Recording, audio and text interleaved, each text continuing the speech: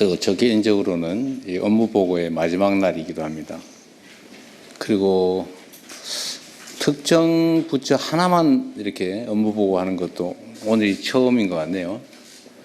해수부가 너무나 일을 많이 해서 그런 건지 아니면 특별히 관심이 많아서 그런 건지 모르겠는데 이게 유리할지 불리할지는 저도 잘 모르겠습니다.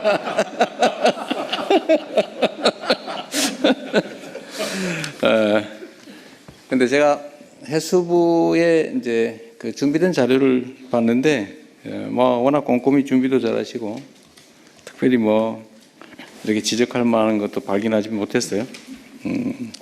어쨌든 해수부는 부산으로 이렇게 이전하는 것 자체에 대한 스트레스도 많았을 거고 또 이전 자체를 준비하는데 에너지 소모도 많을 것 같은데 뭐 그 와중에도 업무를 상당히 잘 챙겼던 것 같습니다. 뭐 여러분들 잘 아시겠지만 해수부를 부산으로 따로 떼가지고 옮기는 거는 아마 전무후무한 일인데 그만큼 해수부의 부산에서의 역할이 중요하다는 의미이기도 합니다. 아마 평생의 삶의 터전인 또 서울 또 세종을 떠나서 또 부산에 새롭게 자리 잡는 것이 참 쉽지 않을 텐데 그럼에도 불구하고 이렇게 잘 협조해 주셔서 감사드립니다. 제가 이제 보고가 오늘이 마지막 날인데, 하여튼 제가 이 업무 보고를 하는 건 이유가 있어요. 나름의 이유가 있는데, 이게 또 공무라고 하는 게 참 딱딱하고 재미없는 남의 일이어서 국민들께서 당연히 관심 갖고 지켜봐야 될 일이긴 하지만 사실 국민들께서도 그렇게 관심 있는 일은 아닙니다. 자기 일하기도 바쁜데 무슨 국가 공무라고 하는 게 뭘 그렇게 관심이 있겠어요. 그러나 또 관심 갖지 않으면 또 문제가 생기는 일이기도 한데 제가 업무 보고라고 하는 형식으로 좀 재밌게 우리 국민들께서 관심 가지시라고 하다 보니까 뭐 대통령이 참 경박하게 저렇게 장난스럽게 하냐, 권위도 없다, 뭐 품격도 없다, 뭐 이런 비난도 있기도 합니다. 세상의 모든 일들은 양면이 있는데 그게 잃는 점이라면 또 한편으로 재밌다 이렇게 해서 관심도를 제고한 건 또 성과이기도 해요. 그리고 제가 이 업무 보고를 한 이유는 이제 대외적으로는 국정이라고 하는 게 어떻게 진행이 되는지 우리 국정의 주체인 우리 국민들께 보여드리는 거죠. 우리는 본질적으로 대리인, 과거식으로 표현하면 머슴이죠, 머슴. 주인의 일을 대신하는 머슴이기 때문에 주인이 일을 맡긴 취지에 따라서 또 주인의 이익에 최대한 이익에 부합하게 또 일을 해야 되고 그 과정 자체를 또 주인에게 잘 보여줘야 합니다. 또 우리가 당당하게 일을 잘하면 또 그걸 숨길 필요도 없는 거죠. 그런 면에서는 우리 국민들께 보고한다는 의미도 있고 또 한편으로는 우리 이제 내부의 업무 보고라고 하는 게 이제 과거에는 좀 형식적으로 했던 것 같습니다. 그러나 저는 그런 방식으로 그러니까 적당히 일 처리를 한다든지 또는 뭐 최고 책임자 또는 조직의 최종 책임자들이 그 자리에서 얻게 되는 권위 또 명예 이익 혜택만 누리고 그 자리가 가지고 있는 본질적인 책임이나 역할을 제대로 안 하는 건 제가 그냥 눈 뜨고 못 봐주겠어요. 어떤 조직의 책임자 또는 어떤 조직의 일을 맡아 하는 사람들이 어떤 태도와 어떤 마음으로 얼마나 성실하게 하느냐가 사실 거의 운명을 좌우합니다. 똑같은 장소에서 똑같은 종류의 영업을 시작한 경우에도 흥하는 가게가 있고 망하는 가게가 있거든요. 근데 흥하고 망하는 게 객관적 조건이기보다는 대부분의 경우는 다 그 주체, 주관자들의 태도와 마인드, 행동에 달려 있어요. 특히 세상 많은 사람들에게 영향을 미치는 공무, 이런 공직이라고 하는 건 더더욱 그렇습니다. 우리가 어떻게 하느냐에 따라서 세상이 그야말로 흥할 수도 있고 망할 수도 있는 거죠. 똑같은 조선에서 선조대처럼 망하는 시대가 있었는가 하면 정조대처럼 흥하는 시대도 있었던 거죠. 거기서 제일 큰 차이는 결국 선조와 정조의 마인드 차이였을 겁니다. 평소에 공부하고 진지하게 세상을 둘러보고 억울한 사람이 없는지 찾아보고 그게 시정될 수 있는 기회를 그 별 무겁지는 않겠지만 징을 들고 다니면서 징철하고 가지고 다니는 그 태도 자체만 해도 지방 관아의 관리들이 얼마나 걱정됐겠어요. 자기 고을에 있는 주민이 혹시 징체 들고 한번 쳐버리면 자기 인생이 망가지잖아요. 그게 경계의 효과죠. 공직이라는 건 그런 거다. 그래서 우리 내부적으로 업무 보고라고 하는 것도 그냥 형식적인 게 아니라 정말로 각 단위의 책임자들이 자기 역할을 제대로 인지하고 그 역할을 제대로 수행하고 있는지를 보는 거예요. 근데 자기가 하는 일이 뭔지도 모른다든지 자기가 보고서라고 이렇게 써서 상신을 냈으면 자기가 써놓은 글자의 의미는 최소한 알아야 되잖아요. 근데 난 이 안에 있는 것만 대체적으로 물어보죠. 자기가 써놓고 몰라요. 아마 실무자가 썼을 테고 과장이 챙겨봤을 거고 국장이 점검했을 거고 또 뭐 실장이든 아니면 차관 거쳐서 장관까지 봤을 텐데 각각의 공공기관도 마찬가지겠죠. 다 거쳤을 텐데 그 과정에서 자기들이 써놓은 책임져야 될 사인한 그 문서의 내용이 뭔지도 모르면 말이 되겠습니까? 그게.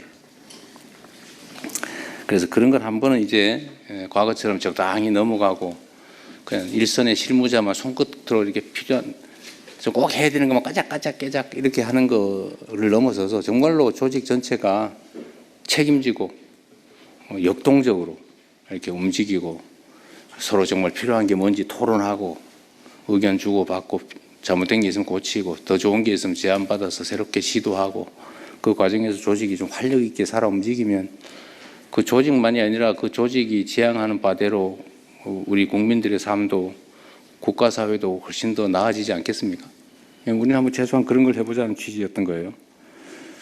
그래서 여러분들 제가 한 6개월쯤에 다시 하려고 그래요. 근데 아마 그때쯤에는 좀 다를 겁니다. 지금은 사실 처음 해보는 거라서 이것도 뭐 어떻게 될지도 잘 모르겠고 그러겠지만 다시 또 한 6개월 이렇게 업무를 해보고 그때는 또 제가 또 다른 방식으로 체킹을 해볼 겁니다. 지금까지 예상된 방향으로 하면 잘 안 되죠. 우리는 예상 문제가 잘 안 통해요. 대신에 아주 상식적이죠.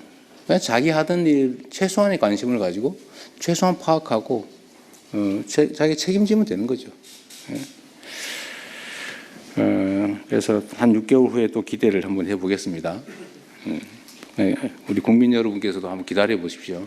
다음에 한 6개월 지난 다음에는 우리 공직사회가 어떻게 변해 있을지. 그리고 또 한 가지는 아까 제가 국무회의 때 비공개 회의 때 말씀을 드렸는데 각 기관의 책임자 지금 이제 장관님들이 아마 자체 업무 보고도 했겠죠. 이제 각 실 단위, 뭐 국 단위, 과 단위도 그 소속 그 직원들하고 토론을 한번 해보세요. 의견을 한번 들어보시는데 중요한 게 하나 있어요. 이게 관료 조직의 특성인데 세상이 변하잖아요. 세상이 변하는데 가장 큰 권한을 가진 사람이 가장 구시대 사람이에요. 이게 관료제의 특성이죠. 가장 젊은, 가장 권한 없는, 가장 신참이 가장 현실적이에요. 근데 이거를 잘 조화를 시켜야 됩니다. 이 꼰대라고 하잖아요, 꼰대. 이 꼰대가 되면 안 되잖아요. 근데 현장에서 동떨어지, 왜냐하면 이 지위가 계급이 올라갈수록 자꾸 현장으로부터 멀어지죠. 한 계단씩 자꾸 멀어져요. 나중에는 권위와 권력만 남는 상태가 되면 뭐 부하들은 눈앞에서는 복종하고 따르겠지만 뒤에 가서는 흉보고 그러겠죠. 근데 이게 전에는 모르겠는데 이제는 소통 통로가 좀 다양해지면 그게 다 소문이 나게 돼 있어요. 저한테 막 다 들어가요. 메시지로 들어오고 뭐 쪽지도 들어오고.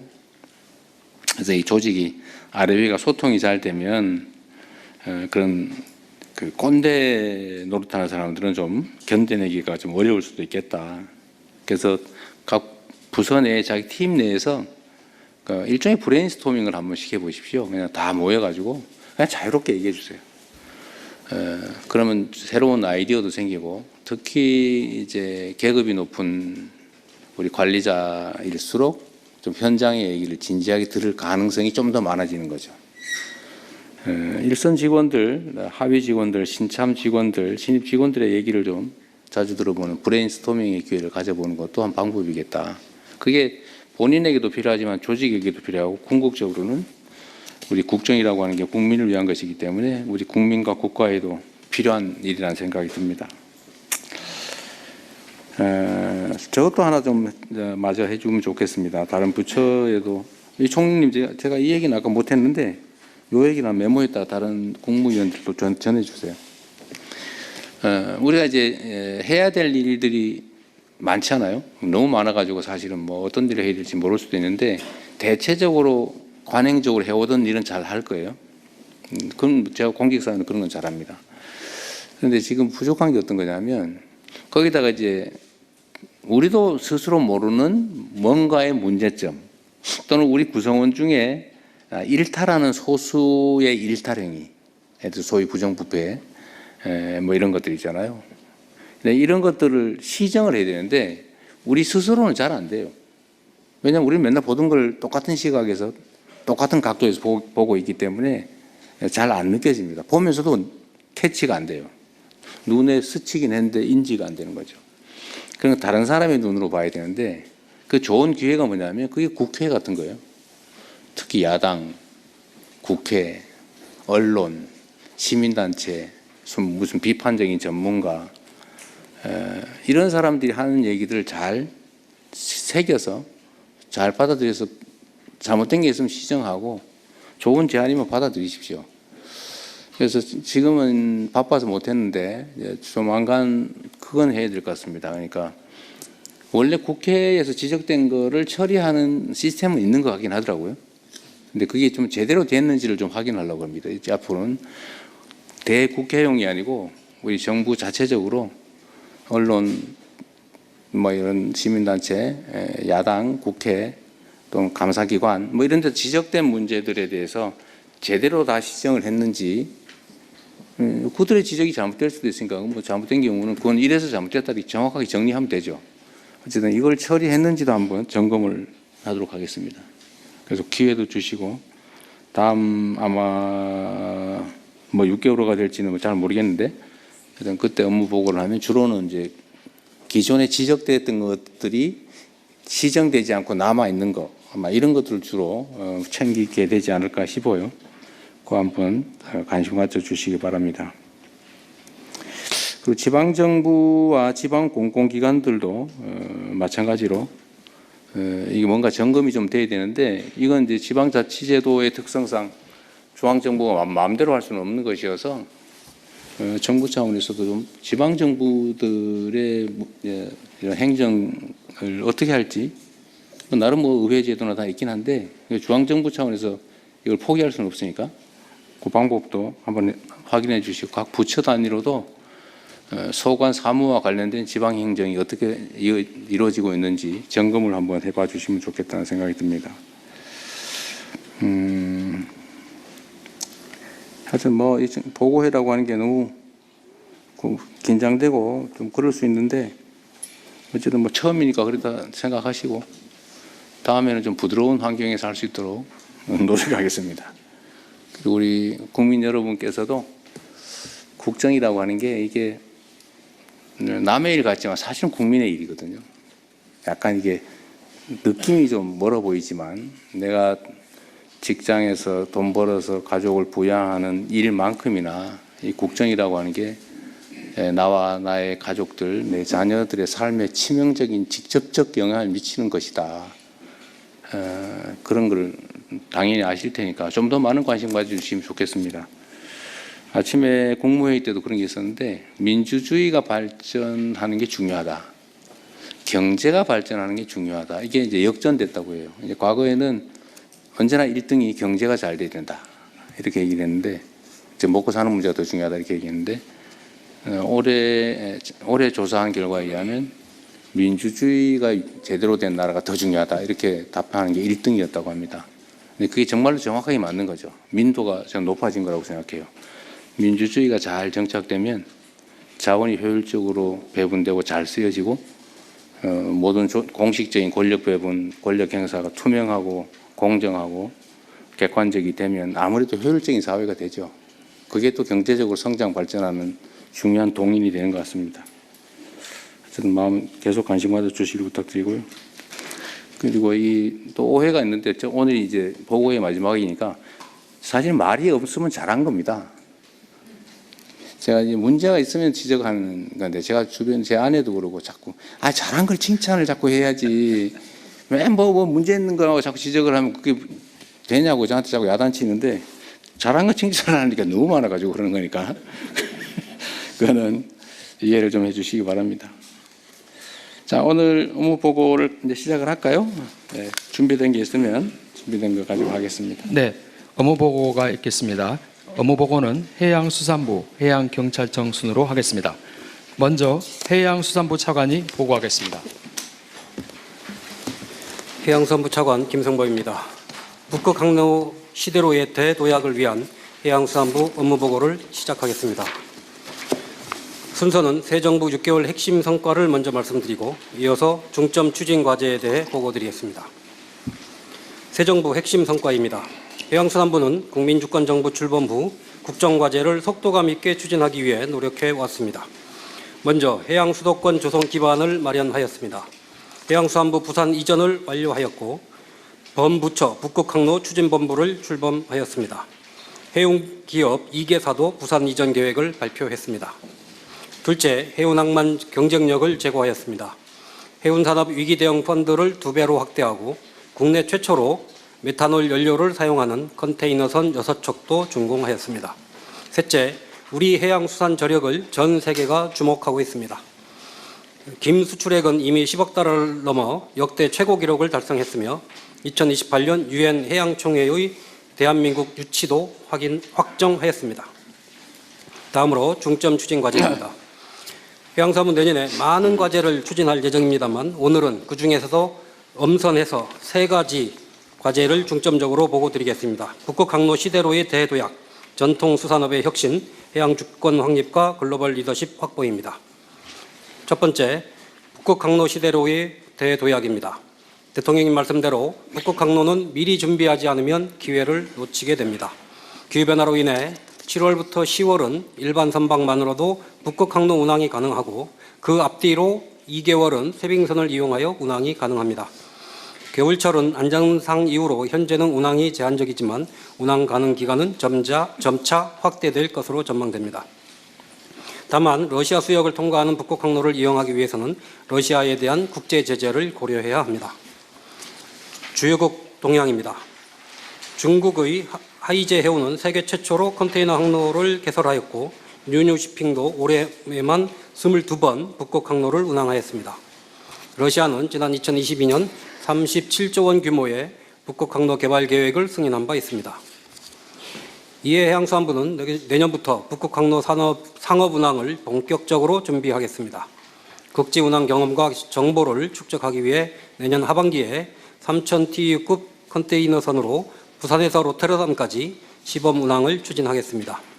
아울러 대러 제재 시나리오별 대응 전략도 마련하겠습니다. 대러 제재가 해소가 되면 러시아를 경유하는 북독 항로를 통해 컨테이너와 LNG, 원자재 수송을 확대하겠습니다. 대러 제재가 유지될 경우에는 캐나다로 향하는 북서 항로 시범 운항도 검토하겠습니다. 또한 북극항로 거점 조성을 위해 금일 오전에 국무회의에서 보고드린 바와 같이 부산항 3.0 전략을 차질 없이 추진하겠습니다. 다음, 행정, 사법, 금융, 기업 인프라도 집적화하겠습니다.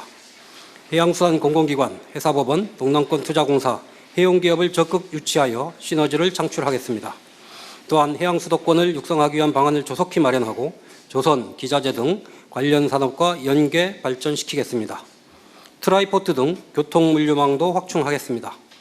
이를 통해 5극 3특 중 1극인 동남권을 수도권에 필적할 해양수도권으로 발전시켜 나가겠습니다. 해양수산부가 동남권 발전을 책임진다는 각오로 최선을 다해서 업무를 추진하겠습니다. 또한 오늘 출범한 북극항로 추진본부를 통해서 동남권 투자공사에서 투자할 투자 대상을 발굴하는 데도 전력을 다하겠습니다. 두 번째로 전통수산업을 혁신하겠습니다.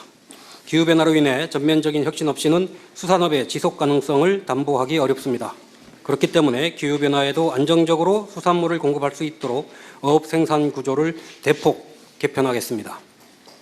우선 수산자원에 비해 과도한 어선 세력을 집중 감축하겠습니다. 예컨대 근해 어선의 약 40%를 5년간 시한을 정해서 감축하는 방안을 검토하겠습니다. 남은 어선은 대형화, 현대화를 유도하여 어업 생산성을 높여나가고 은퇴하는 어업인들에게는 대체 일자리 지원 등 소득 안전망도 확충하겠습니다. 현장과 소통을 해보면 어업구조 개선 필요성에는 모두 공감합니다. 다만 구체적인 방식으로 들어가면 다양한 의견이 제기될 수 있는 쉽지 않은 과제입니다. 하지만 지금 이 구조를 바꾸지 않고 연례적인 사업을 반복을 하면 우리의 어선어업은 경쟁력을 잃을 것이고 안정적인 수산물 공급에도 차질이 우려가 됩니다. 쉽지 않은 길이겠지만 어업 구조를 혁신하겠습니다. 다음, 양식업은 스마트화, 규모화를 통해 성장 산업으로 전환시키겠습니다. 먼 바다와 동해에서도 신규 양식 적지를 발굴하고 스마트 양식 선도지구도 지정하겠습니다. 수산식품 수출 확대에도 박차를 가하겠습니다. 금년도 11월 기준 K푸드 수출액 중 수산식품은 약 24%를 점유하고 30억 달러를 달성했습니다. 그중에서 가장 대표적인 성공 사례가 김입니다. 국산 김은 세계 교역량의 72%를 차지합니다. 올해 연말까지 11억 달러 이상을 수출할 것으로 전망됩니다. 이와 같은 성공은 스낵김과 같은 현지 맞춤형 상품 개발과 함께 한류 마케팅이 합쳐졌기에 가능했습니다. 정부도 김 수요 급증에 맞추어 지난해와 올해 양식장을 3,000헥타르 이상 추가 개발해서 김 생산량을 늘렸습니다. 앞으로도 김 수급 안정과 수출 확대를 위해 최선을 다하겠습니다. 김 이외에도 참치, 굴과 같은 수출 유망 품목의 경쟁력을 높여 나가겠습니다. 이를 통해 2030년까지 수산식품 수출액 40억 달러, 김 수출액 15억 달러 이상을 달성하겠습니다. 마지막으로 해양 주권을 확립하고 글로벌 해양 리더십을 확보하겠습니다. 중국의 불법 조업을 근절하기 위해 퇴거에서 납포로 대응 방식을 전환하고 벌금 한도를 3억 원에서 10억 원으로 상향하겠습니다. 제5차 독도 이용 기본계획을 수립하고 무인 도서 관리를 위해 2027년까지 실태조사를 완료하겠습니다. 유엔 해양총회의 성공적인 개최를 위해 내년 초에 특별법을 제정을 하고 범부처 준비기획단을 출범시키겠습니다. 대통령님의 많은 관심을 부탁을 드립니다. 특히 같은 해 개최되는 G20 정상회의와의 시너지를 고려하여 유엔 해양총회는 남미, 아프리카 등 글로벌 사우스까지 확장된 정상외교의 장으로 준비해 나가겠습니다. 해양수산부 부산시대 새로운 바다의 미래를 열어갈 수 있도록 저를 비롯한 4,100명의 우리 해양수산부 직원들은 혼신의 노력을 다하겠다는 말씀을 드리겠습니다. 이상으로 보고를 마치겠습니다. 감사합니다.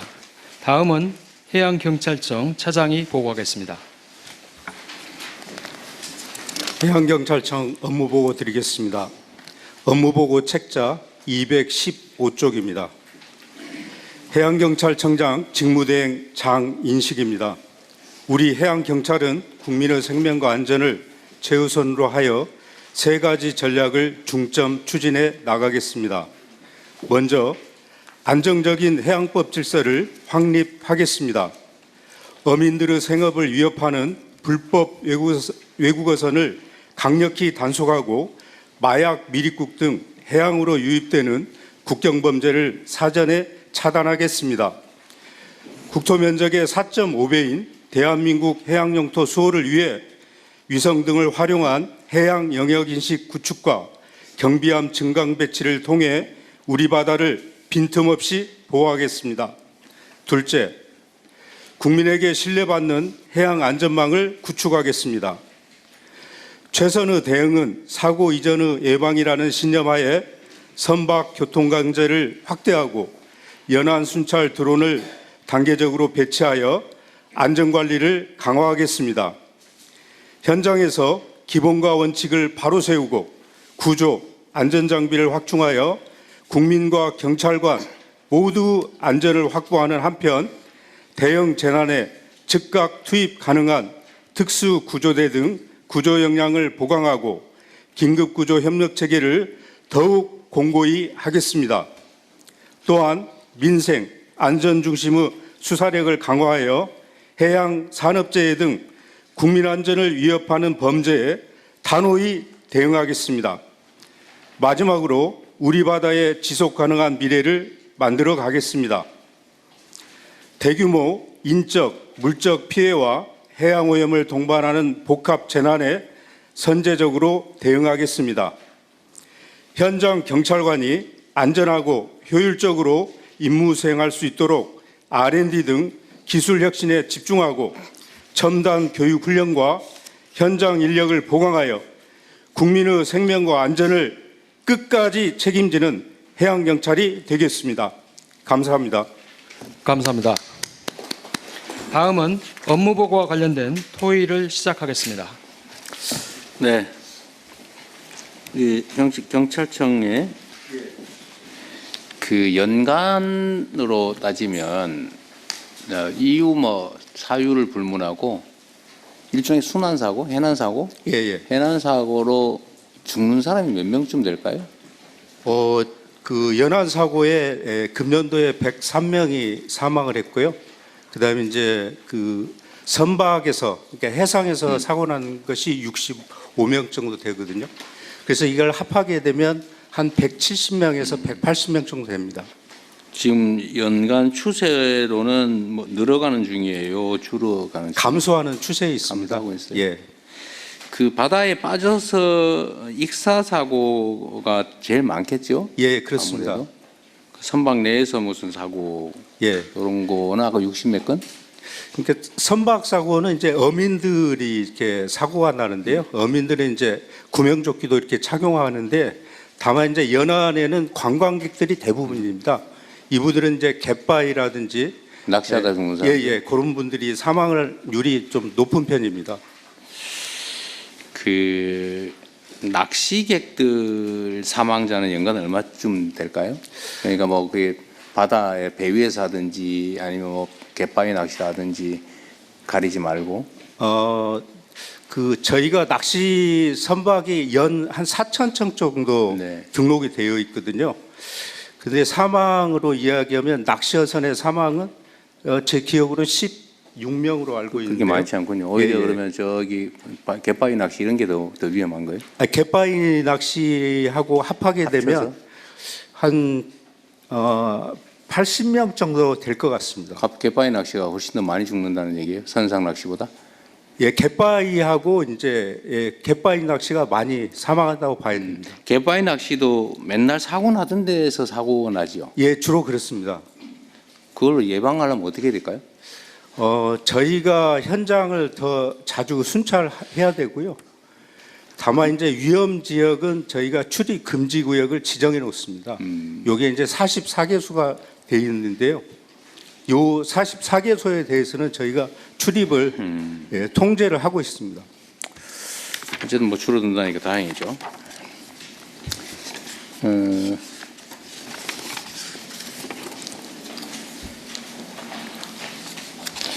자, 그러면 서면 준비된 거 가지고 좀 볼까요?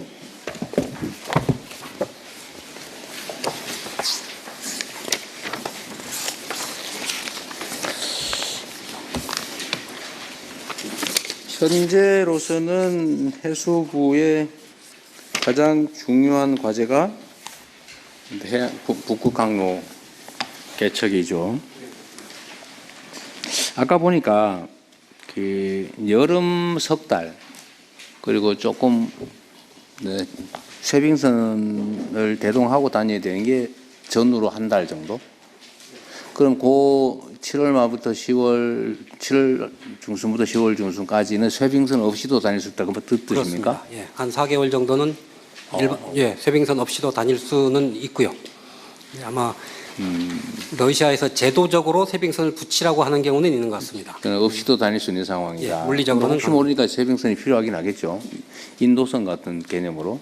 예, 선도하는 네, 의미로 네. 예, 필요합니다.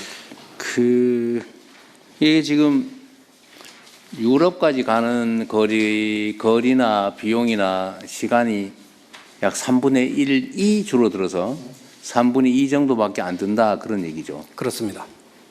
그럼 여름철에 쇠빙선 없이 갈 수 있는 기간에는 만약 유럽으로 가는 화물이라면 물론 중간에 기착하고 지나갈 수도 있지만 아니, 만적하고 유럽으로 바로 간다라고 하면 사실 저기 남쪽으로 돌아갈 이유가 전혀 없는 거죠.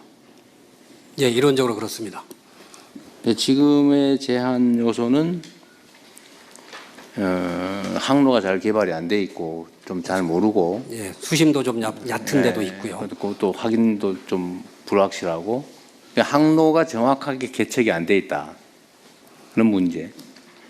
더 중요한 거는 지금 이제 국제 정세 러시아의 도움 없이 그러니까 러시아 영해를 지나지 않고 갈 수도 있잖아요. 지금 저희들 북동 항로 가는 수역의 대부분은 러시아 영해거나 이이지라서 사실상 러시아의 통제 하에 있다고. 경제 수역, 이제시 배타적 경제 수역.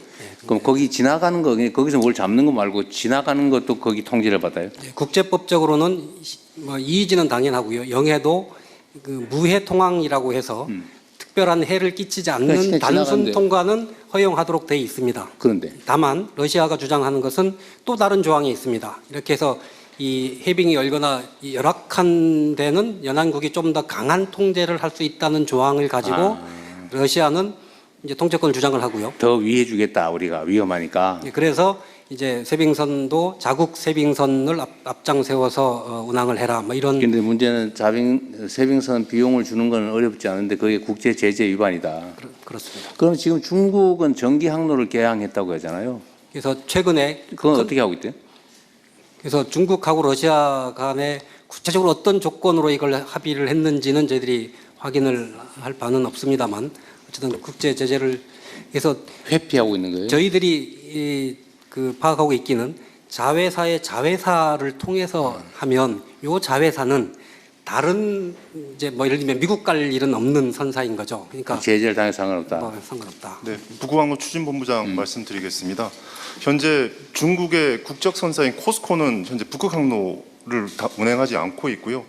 다른 중소 선사가 있습니다. 윤요 시핑이라든지 하이제라든지 이 시핑들은 조그만 회사고 사실 대미나 유럽 쪽에 그 경제 제재하고 크게 관련이 없기 때문에 러시아 측하고 그런 별도의 계약을 맺어서 지금 진행을 하고 있는 걸로 알고 있고요. 특히 여름철에는 그 지금 러시아 쪽에 세빙선 에스코트가 없어도 되기 때문에 자유운항을 하는 경우도 상당히 많이 있는 상황입니다. 근데 지금 이게 그 항로라고 하는 게 특성이 초기에 선점을 하면 나중에 진입하기 어렵다면서요. 그러니까 중국이 지금 전기 항로를 개척하고 거기를 계속 항로를 많이 사용하고 난 다음에 나중에 좀 열리고 나면 우리는 그때 들어가려면 쉽지가 않다. 지금 그렇게 얘기하던데 어때요? 먼저 운항한 경험을 통해서 뭐 운항 경험, 노하우, 데이터들을 이제 조금 더 확보를 하고 있기 때문에 좀 더 운항상의 안정감, 뭐 효율성 이런 거를 제고할 수 있기 때문에 다른 이제 화주들한테 더 어필을 할 수 있다는 측면은 고려를 해야 될 것 같습니다. 하여튼 초기에 꼭 이익이 되지 않더라도 투자하는 개념으로라도 우리도 좀 적극적으로 항로 개발도 하고 활용 방법을 찾아야 되겠죠? 예, 그래서 어쨌든 저희들이 내년에 컨테이너를 통해서 어쨌든 부산을 통해서 북극 항로를 통해서 유럽까지 가는 요 한 사이클을 한번 해보겠다는 그런 계획을 가지고 구체적인 방법을 찾도록 하겠습니다. 우리는 아직도 한 번도 그쪽 지나가 본 일이 없나 보죠? 그 항로를 전체로. 전체를 컨테이너로 해서 운항한 적은 없고요. 이제 벌크 화물이라고 해서 이게 뭐 컨테이너가 아닌 화물을 러시아하고 우리 항만을 왔다 갔다 한 것은 저희들이 5번 정도 과거에 경험이 있습니다. 러시아. 그냥 그거는 북극 항로라기보다는 러시아와 대한민국 사이 항로 아니었던가요? 그래도 그 중에 일부는 겹치니까. 북극 항로를 일부를 운항을 했기 때문에 유럽으로 가는 진정한 의미의 북극 항로를 실제 가본 일은 아직 한 번도 없군요, 그러니까 우리는. 컨테이너로 가본 적은 없습니다. 그럼 뭘로는 가봤어요? 탐험선으로? 그 다른 과거 걸로 뭐 5차례 가봤다는 얘기로 들리는데. 북극 항로 추진 본부장입니다. 과거 5차례 저희가 그 운항을 한 적은 있는데 유럽까지? 유럽까지 가지는 않았고요. 유럽 근처에 야말 반도라고 있습니다. 야말 그 반도. 야말 프로젝트에 필요한 LNG 관련된 여러 가지 플랜트나 이런 것들을 싣고 국내에서 갔던 거기 때문에 대통령께서 말씀하신 것처럼 유럽까지 간 건 아닙니다. 거기서는 뭐 그렇게 멀지 않다, 유럽까지. 예, 그렇습니다. 야말 반도가 있어요. 어쨌든 적극적인 의지를 가지고 탐험한다 생각하고 잘 좀 연구하든 하고 좀 참여해 주시기 바랍니다.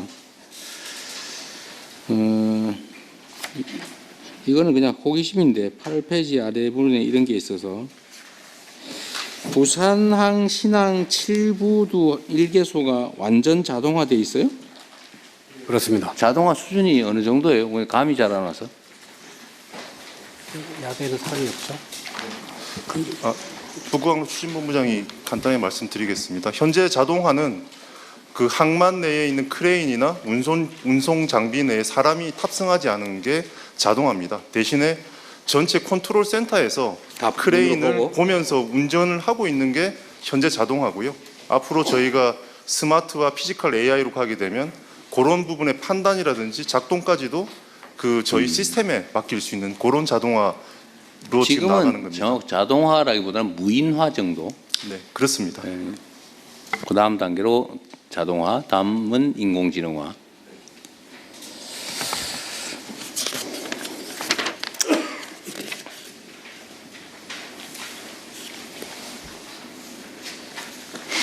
아까 그 얘기 중에 북극항로에 세빙선 임차를 의무화하고 있다고 했잖아요. 근데 중국은 자회사의 자회사, 손자회사를 통해서 하면 제재는 손자회사 정도에 끊기고 그거는 뭐 유럽이나 다른 지역은 안 가는 걸로 지금 운영하고 있다 그 말이죠. 지금 그 현재 러시아 쪽에서 의무화하고 있다는 것은 어떤 의미냐면 현재 러시아에서 그 운항 허가를 내주는 기관이 로사톰이라는 그 러시아 원자력 관련된 공기업입니다. 국영기업인데 거기서 정권을 가지고 있고 운항 허가를 내주면서 원칙적으로는 세빙선을 부채야 되지만 여름에 그 유빙이 없거나 안전한 항로일 때는 세빙선을 면제해 준다는 식으로 해서 허가를 내주고 있습니다. 그런 식이 됐을 때 중국 선박들은 세빙선 에스코트 없이 다니거나 혹여 에스코트를 할 경우에 그 말씀하신 작은 중소선사들은 별도의 어떤 그 지불 방법을 통해서 지불을 하는 것으로 저희가 알고 있습니다. 기로 슬쩍 주고 뭐 이러나요? 모르게. 아무래도 위안화 결제라든지 다른 방식으로 하고 있는 것 같은데 그것까지는 저희가 파악은 지금 현재로서는 그렇게 쉽지는 않습니다. 하여튼 우리도 가능한 방법을 최대한 차단해서 여름 한철이라도 좀 시범 항로라도 개척해서 어쨌든 자료 데이터 축적은 계속 해나가야 될 텐데 그죠? 네, 그렇습니다. 그래서 이번 중국 선사 사례도 있기 때문에 어쨌든 여름철에는 세빙선을 안 붙이고 운항을 하게 해줬단 말이죠. 뭐 똑같은 조건을 저희들도 뭐 요구할 수 있을 거라고 생각을 합니다. 러시아와 외교 관계도 중요하겠네요. 지금 그 북극 항로 중에 소위 북동 항로, 그러니까 유럽으로 가는 왼쪽이 북동 항로. 거기 말고 소위 북서항로라고 하는 게 이제 오른쪽으로 캐나다 쪽으로 가는. 알래스카를 지나서 캐나다 쪽으로 가는 거죠. 연안을 통해서 가는 그쪽은 별로 사업성이 떨어지나 보죠? 바다 여건이 더 어렵습니다. 북동 항로보다. 수요도 그리 많지 않고. 뭐 그러니까 당연히 아직은 이제 그쪽도 그렇게 전체를 운항을 해본 네. 사례가 없습니다.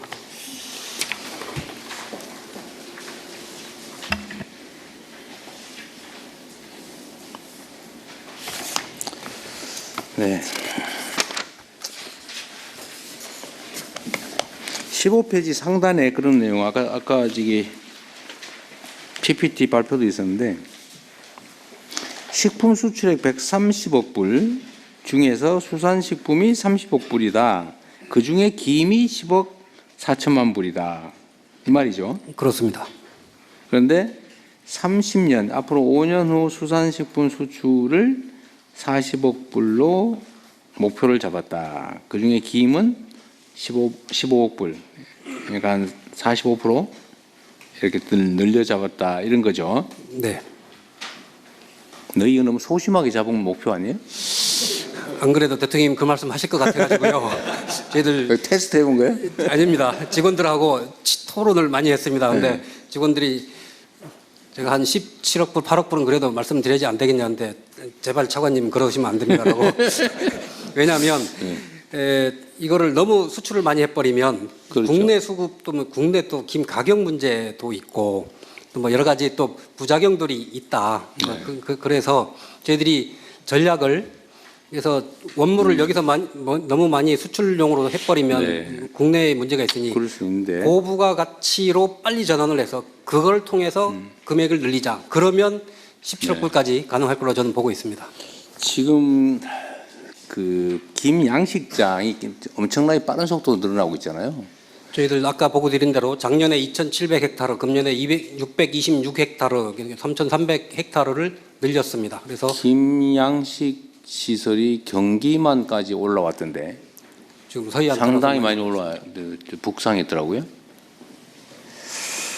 근데 이게 전 세계에서 이 김을 생산하는 나라가 그렇게 많지가 않죠. 한중일이 대부분입니다. 일본도 해요. 한국, 일본, 중국. 일본은 근데 우리나라 김 제일 많이 수입하는 나라 아닌가요? 저희들 미국으로 제일 많이 수출하고요. 미국이 제일 많아요? 일본으로도 많이 수출합니다. 우리 수산실장이 조금 더 보완 설명 올리겠습니다.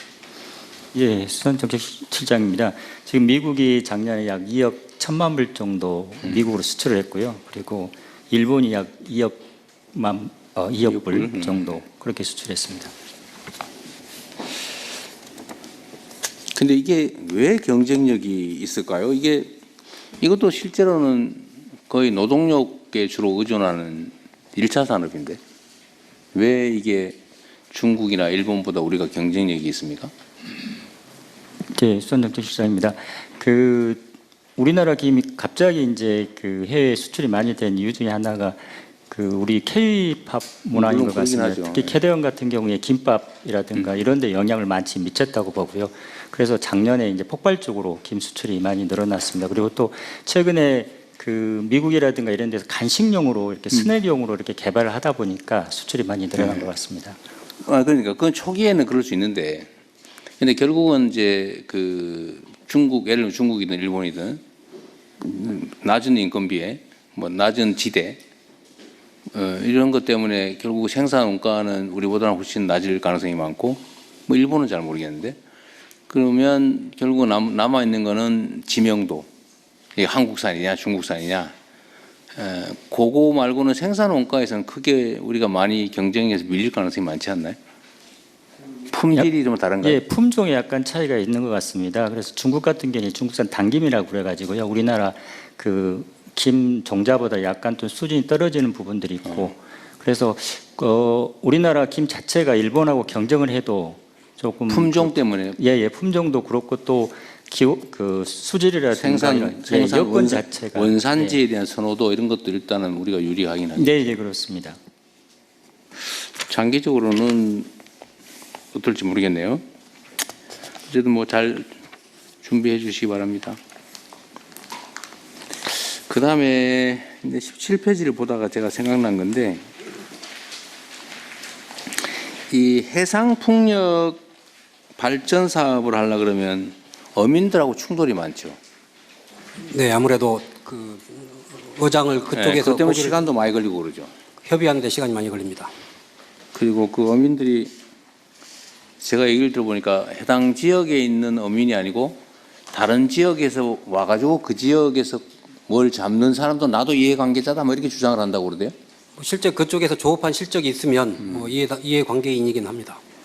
한두 번이라도 왔다 간 기억이 기록이 조업 있습니다. 실적으로 이제 확인이 되면은 그분들 입장에서는 어장을 잃는 결과가 되기 때문에 그 부분 저희도 고려를 하기는 해야 됩니다.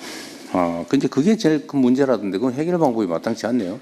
이제 현장에서는 그래서 여기저기 아주 기록 남겨놓고 그러면 개발하는데 특히 해상풍력은 여기저기 다 해야 되는데 거기 나도 거기서 고기 잡았었다 한때 조기도 잡았었다 오징어도 잡았었다 이러면 다 보상해 줘야 됩니까?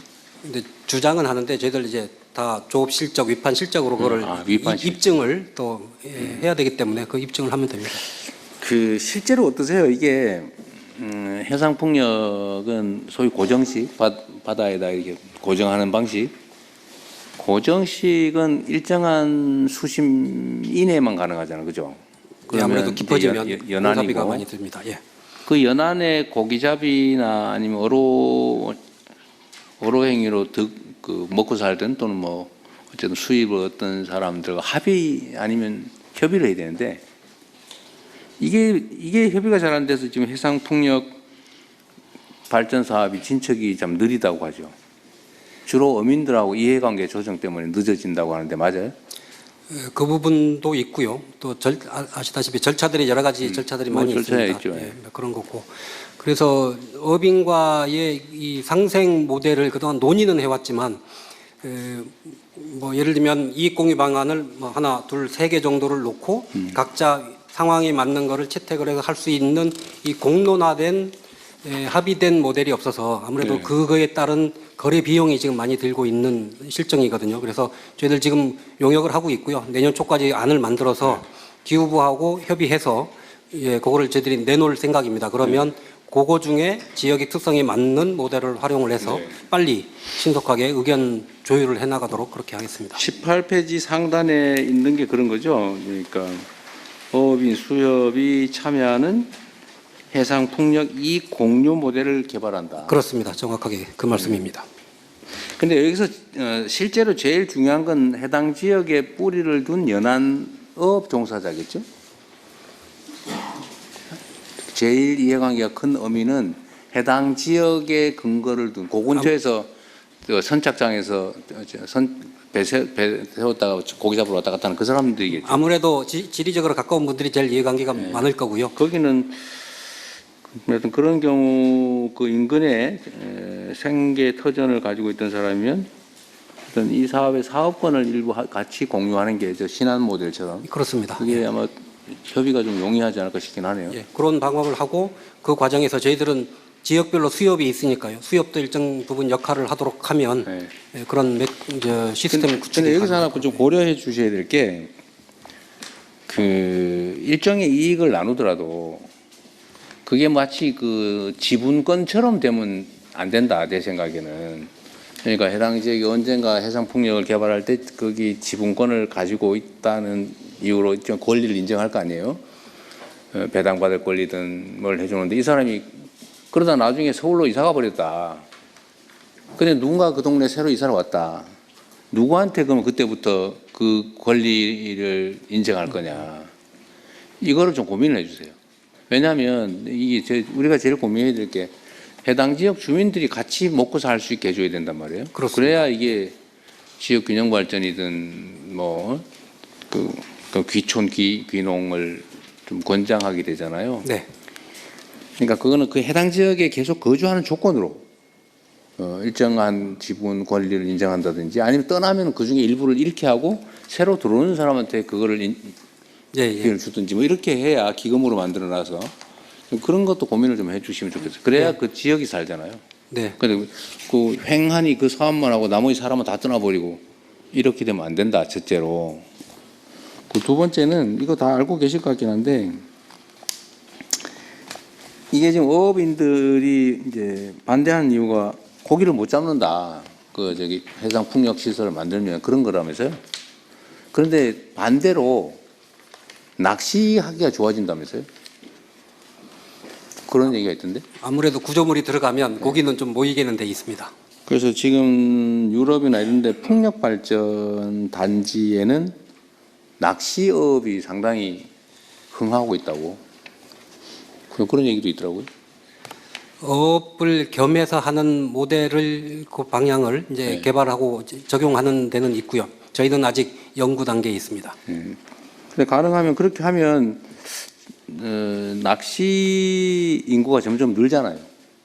예, 계속 늘고 근데 있습니다. 어족 자원은 점점 고갈되고. 근데 해상 풍력 단지에 고기만 잘 잡히면 저도 낚시 좋아하는 사람인데 어디든 가잖아요. 하루 종일 걸려서도 가지 않습니까? 그것도 검토 사업으로 한 좀 편입을 해주면 좋겠다는 생각이 듭니다. 뭐 낚시를 포함해서 어쨌든 어업과의 양식과 상생할 수 있는 방법이 있는지 네, 또 적극적으로 하나의 검토해 나가겠습니다. 사업이 될 수도 있었어요.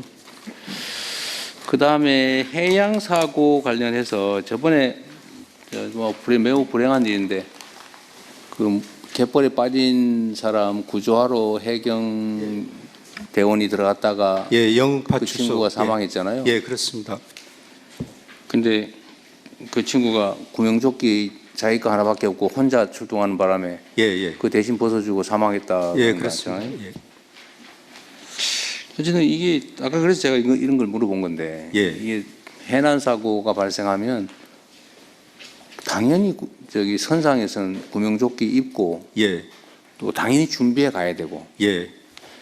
그런데 그거 안 하고 다닌다는 거잖아요.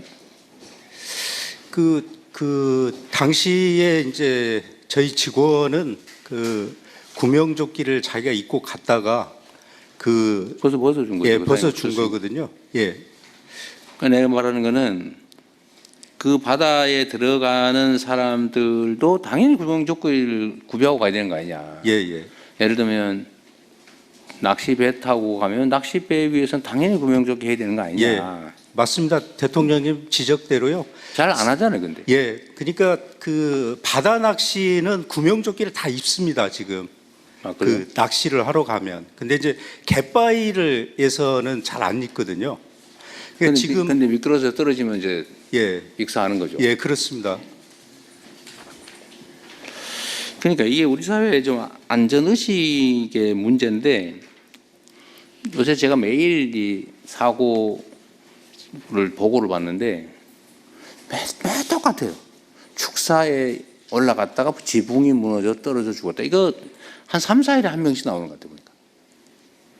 축사에서 떨어졌다. 공사장에서 추락해서 사망했다. 어디 계구부에서 떨어졌다.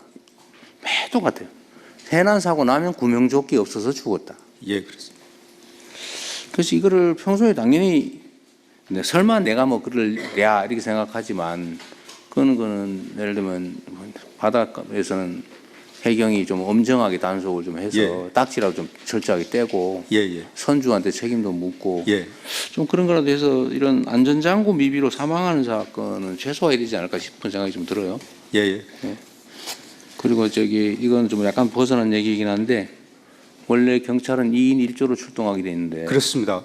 그때 그 경찰 해경은 혼자 갔다는 거 아니에요? 예, 예, 그렇습니다. 거기에 대해서 문책은 다 했나요? 예, 지금 뭐 재판이 진행되고 아, 있고요. 예. 저는 불행한 일이긴 한데 그 다음에 지금 해경은 이게 마약 뭐 등등의 밀수 문제도 꽤 중요한 업무죠. 그렇습니다. 예. 밀수 예방도, 밀수 단속도. 근데 지금은 어떻습니까? 소위 밀항, 밀수 이런 게 좀 쉬워요? 기본적으로 밀항과 밀수는 예전에 비해서 많이 어려워진 건 사실입니다. 예, 이제 다만 최근에도 이제 관세청하고 저희하고 이제 마약을 이렇게 해야 되는데 예, 세관은 대한민국 안으로 들어오는 걸 막지만 해양경찰은 이제 먼 바다에서부터 이렇게 막아야 됩니다. 이제 그런 부분이 이제 저희들이 좀 더 촘촘하게 해야 될 필요가 있습니다. 이게 감시 방법이 어떤 거예요? 예를 들면 선박들의 뭐 입출항이나 예. 뭐 운항이나 이런 것들을 뭘로 감시해요? 일단 육군에서 TOD를 가지고 감시를 합니다. 그래서 육군에서 TOD로 감시하다가 이상 물질이 있으면 저희 해경에 신고가 옵니다. 그러면서 해경에서 현장에 가서 확인을 합니다. 그리고 그 TOD는 엔진의 열을 추적하는 시스템이죠. 열상 카메라라고 보시면 될 것 같습니다. 이렇게 하고 다니면 못 잡는 거예요? 사람이라도 잡을 수 있나요? 사람 체온도 체크되나요? 예, 사람 체온 체크됩니다. 그 공중에서 인공위성이나 뭐 이런 감시는 해요? 저희가 이제 인공위성을 이용하는 그런 사업을 지금 하려고 합니다. 아직은 안 돼 네, 있고요. 아직은 위성으로는 통신만 하고 있고요. 위성으로 사진을 찍어서 분석하는 위성은 우리나라의 각 부처 기관들에 꽤 있는데 군에도 있고 국정원도 있고 뭐 기상청도 있고 뭐 등등 있잖아요. 예. 있는데 경찰 내가 보기 해경은 그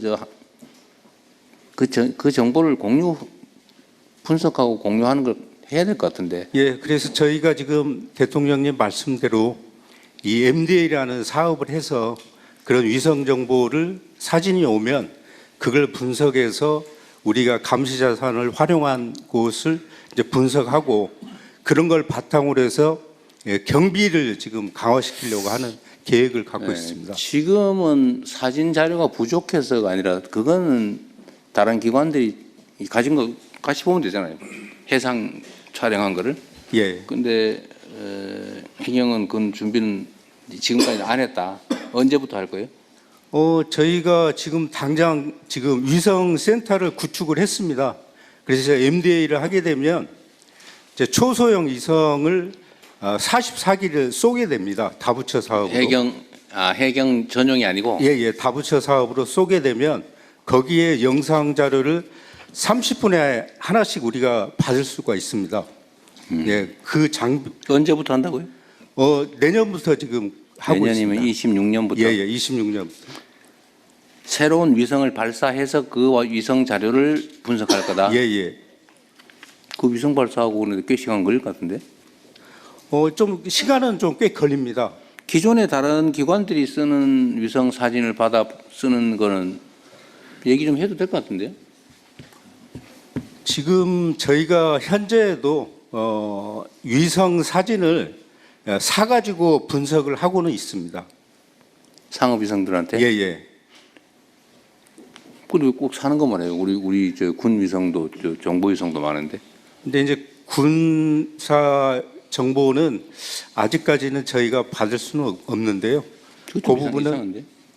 그거는 총리실에서 좀 챙겨 다른 부처들한테 확인을 한번 해봅시다. 전담 인력은 몇 명 있어요? 지금 위성센터 인력은 한 44명 정도? 예, 40명 정도 있습니다. 그래요? 예. 언제부터 구축했어요?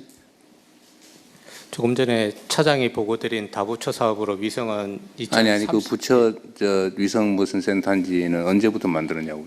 그 27년쯤이면 준공을 해서 그 가동을 할 내가 지금 묻는 거는 아까 지금 이미 활동하고 있다고 해서 하는 얘기인데 네네. 이미 활동하고 있다는 그 위성 센터라고 하는 거 언제 만들었냐고요? 조직은 2년 전에 만들어져서 지금 일부 상업용 그 위성을 자료를 2년 분석해서 전에 저희가 해서? 기술을 조금 올리고 있습니다. 지금 본격적으로 하는 게 아니고 연습하고 있다. 일부는 분석을 해서 활용을 하는데 이게 위성이라는 주로는 게 연습 중이다. 위성이라는 게 조금 시간이 걸리고 저희들도 처음 해서 아직 시행착오를 많이 알겠습니다. 겪고 있습니다. 그다음에 음주 운항 단속 잘해요? 예, 잘 하고 있습니다. 이제 그 교통 차량도 지그재그 운전을 하지 않습니까? 저희 이제 VTS에서 그거를 모니터링을 합니다. 배를 보면 배가 왔다 갔다 해요? 배도 이제 왔다가 지그재그 운전을 하게 되면 하여튼 그것도 그 음주 운항으로 인한 사고도 꽤 생기는 것 같아요. 예. 그다음에 그 중국 불법 버선 단속하는 거 있잖아요. 예. 전재수 장관한테 내가 국무회에서 몇 번 얘기했는데 예.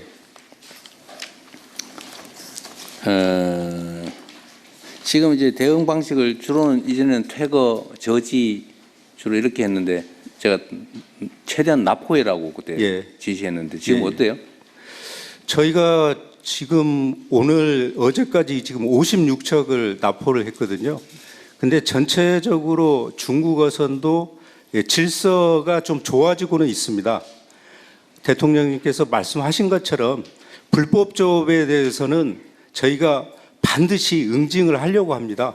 그리고 불법 조업을 하면 손해가 본다라는 것을 분명히 인식시켜주기 위해서 저희가 강력하게 단속을 하고 있습니다. 그런데 경계 넘어와 가지고 불법 조업하는 거 사실 잡으려면 저항도 심하고 예. 우리가 단속 역량도 충분하지 않아서 그냥 다 도망가고 그러지 않아요? 그렇지는 않고요. 대통령님, 저희가 지금 이제 단속 전담 함정이라고 있습니다. 이제 그 불법 어선들은 이제 쇠창살이나 이런 게 나와 있거든요.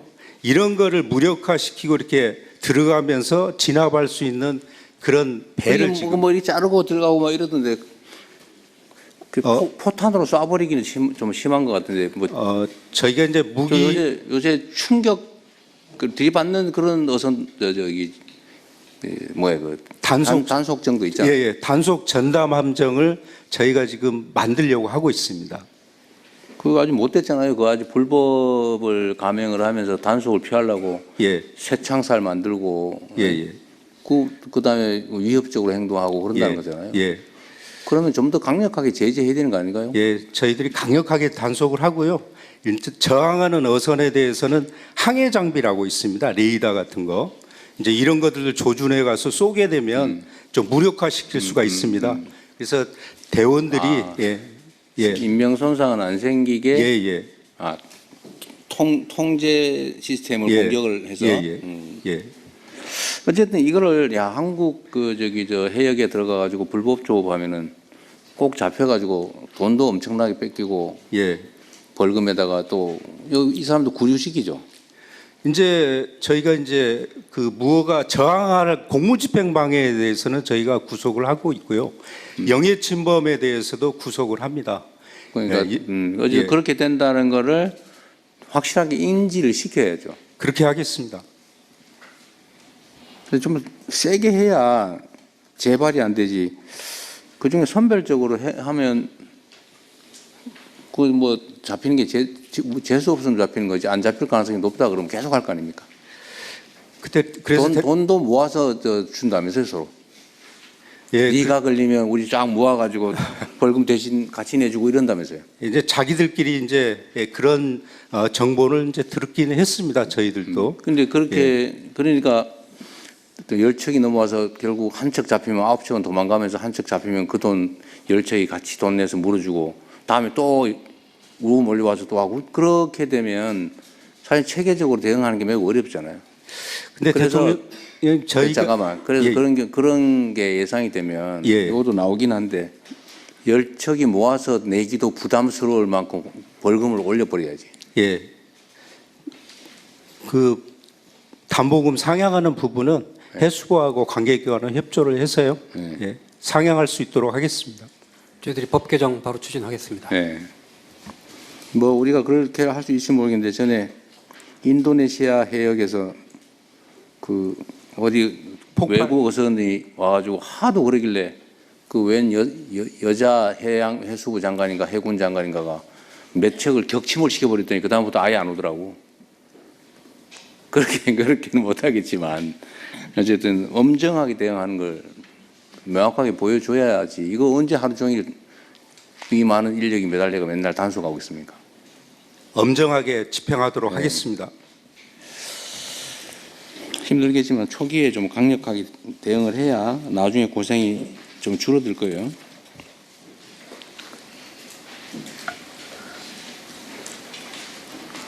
여기 사업 내용이 그런 것도 있네요. 무인 항공기 확대, 현재는 내년에 세대 운영하고 30년까지 10대로 올리겠다. 무인 항공기는 감시 무인기 얘기하는 거예요?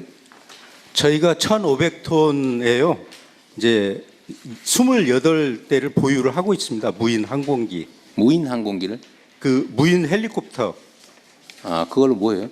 무인 헬리콥터라고요. 네, 저번에 제가 한번 가서 보긴 봤는데. 예, 조그만한 겁니다. 요거는 이제. 그걸로 뭐 하죠? 요거는 주로 이제 감시를 하는 장비들입니다.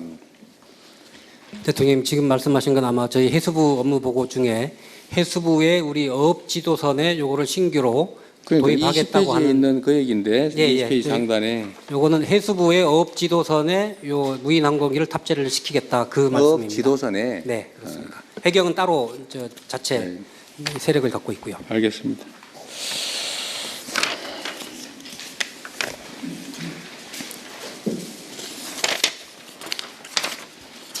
해수부는 그 와중에도 업무 준비를 워낙 잘하고 높은 수행도 잘해서 뭐 더 이상 얘기할 게 없습니다.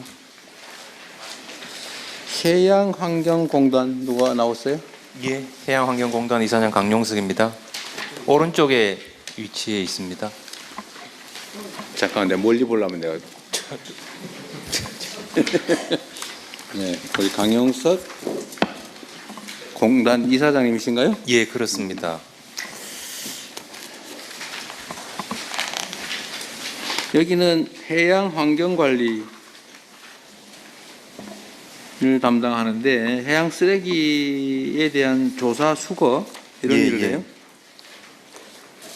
여기 보니까 자율운항 수상 로봇을 활용해서 사각지대 해양 쓰레기 150톤을 수거했다예요? 추진해 보겠다예요? 했습니다. 저희가 4군데 항만에 예, 자율운항 로봇 수거하는 거를 만들어 가지고 네. 시범 작업을 금년에 했습니다. 그러면 이거는 일종의 수상 로봇은 무인 배예요? 예, 예, 그렇습니다. 그 크기가 크진 않고요. 대통령 한 요만한 크기의 이제 그 배가 잘 못 들어가는 부유 쓰레기 예, 예, 그렇습니다. 그런 곳을 수거하려고 해저 쓰레기는 아니고 예, 예, 부유 쓰레기를 예, 예. 지금 우리 서해안, 동해안은 뭐 모르겠는데 서해안, 남해안은 쓰레기가 해안가에 질비하죠. 예, 예.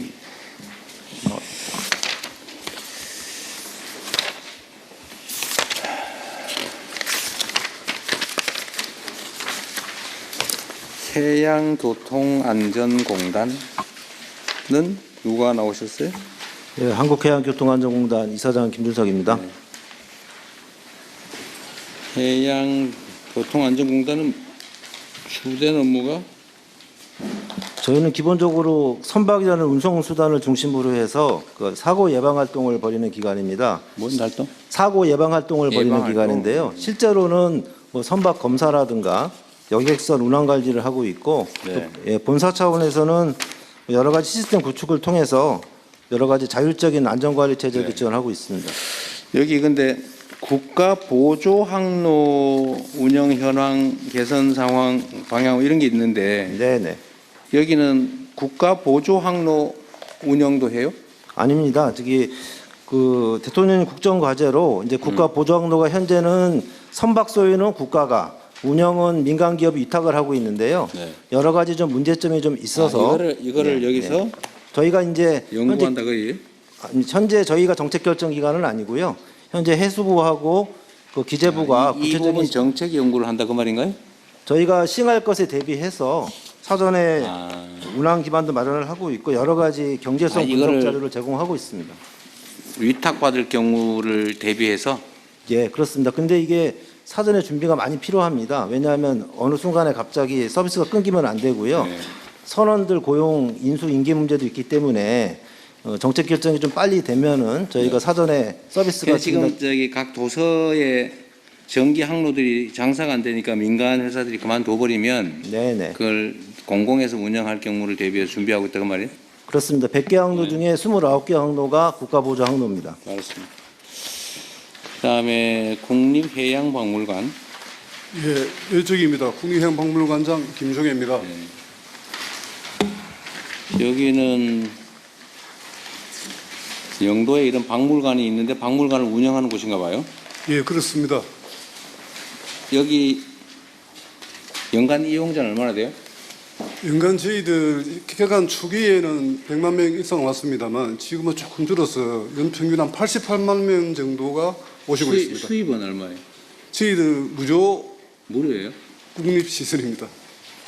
그러면은 운영 예산은 어디서 와요? 운영 예산은 100% 정부 출연금에 의해서 정부 출연금으로? 지원받고 있습니다. 89억. 예, 그렇습니다. 국립해양박물관. 근데 뭐 이런 게 꽤 여러 개가 있던데 보니까. 자, 국립울진해양과학관. 예, 국립 아, 여기 있습니다. 비슷한데 예, 여기는 뭐 하는데요?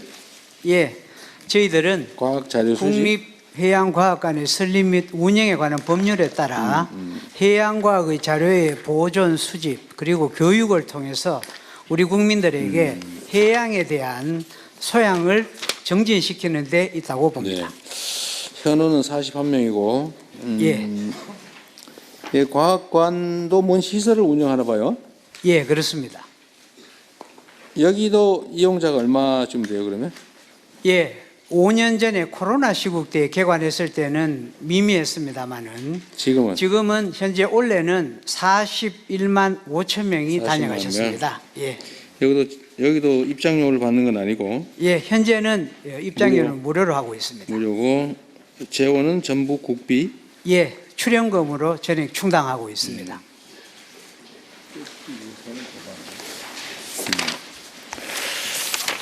그다음에 해양수산과학기술진흥원. 네, 왼쪽입니다. 진흥원장 전조입니다. 여기는 R&D 과제를 과학기술정책 수립. 네, 제 R&D 과제를 관리하는 전문기관입니다. 일종의 정부 위탁이에요? 네, 위탁해서 수산 관련 과학기술 연구하는 곳이다. 연구기관에 돈을 나눠주고 연구 결과를 평가하는 전문 관리기관입니다. 직접 연구를 하지는 않습니다. 평가를 하는 곳. 평가를 네, 한다. 예. 예. 자, 한국해양과학기술원. 해양과학기술과 해양산업발전연구. 여기도 마찬가지로 전액 정부 예산으로 하는 거군요. 네, 한국해양과학기술원 원장 이희승입니다. 오른쪽에 있습니다. 네. 네, 정부 출연 연구기관입니다. 네. 네. 여기에 극지연구소가 소속돼 있어요? 예, 부설연구소로 극지연구소, 선박해양 플랜트 연구소가 있습니다. 극지연구소는 실제 소재지는 어디예요? 예, 인천 저희 극지연구소 소장께서 나와 계십니다. 인천에? 소장님, 예. 예, 극지연구소장 신용철입니다. 인천 극지에 연수구에 가서 연구하는 사람은 없어요? 대부분 극지연구소 직원들은 극지에서 연구합니다. 극지연구소 본 연구소는 인천에 있고 인천 연수구에 있습니다. 그다음에 실제 극지 어디 있어요? 남극의 기지 세종과학기지와 장보고과학기지를 운영하고 있고요. 남극의 세종과학기지, 장보고과학기지. 그 몇 명 가 있어요? 연 인원 기지마다 100여 명씩 여름에 연구를 하고 있습니다. 상주가 100여 명? 아닙니다. 상주는 18명입니다. 18명이서? 각각 18명입니다. 계속 교대하면서 있는다. 네, 1년마다 한 번씩 교체합니다. 인원수가 상당히 많아요, 보니까. 1,300명. 그다음에 북극에는 어디 있어요? 북극에는 저희가 그 노르웨이령 스발바리의 다산과학기지를 운영하고 있고요. 스발바리 하나. 네, 그다음에 캐나다와 미국에도 북극 연구 관측 거점을 운영하고 있습니다. 그리고 배가 저희 연구소는 아라오노가 남극북을 오가면서 연구를 수행하고 있습니다. 아라오노는 세빙선이에요? 네, 세빙선입니다. 남극, 북극을 왔다 갔다 한다고요? 네. 그래서 저희가 남극에서 북극까지 가는데 얼마 걸려요? 한국에 들려서 가는데요. 남극에 내려가는데 한 달, 북극으로 올라가는데 2주 걸립니다. 6주. 예. 근데 이제 그 중간에 그 수리도 하고 여러 가지 필요하기 때문에 저희가 차세대 세빙 연구선을 건조하려고 지난 7월에 계약을 체결했습니다. 그 보급도 하고 인원 교체도 하고. 네. 거의 전기선 비슷하게 운영하는 거군요. 1년에 거의 300일 바다 위에 떠 있습니다. 고생이 많으시네요. 북극 항로 때문에 연구 과제가 추가됐어요? 네, 그렇습니다. 자, 국립해양생물자원관. 네, 국립해양생물자원관장 김현대입니다. 오른쪽에 있습니다. 네. 왼쪽에 있습니다. 내가 하나 물어볼 게 있는데, 제가 어디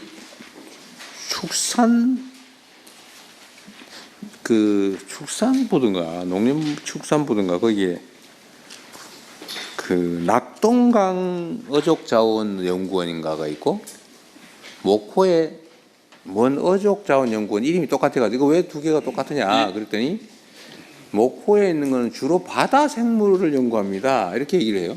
그래서 그런가 보다 했더니 여기 또 똑같은 해양 생물 자원이 바다 생물 연구하는 거 아니에요? 네, 말씀드리겠습니다. 그거하고 두 개는 어떤 관계예요? 지금 대통령님께서 말씀하신 그 기관은 네. 환경부 산하에 환경부 생물자원관 본원이 있고요. 네. 목포에 그 호남권 생물자원관, 그 다음에 상주에 낙동강 생물자원관이 있습니다.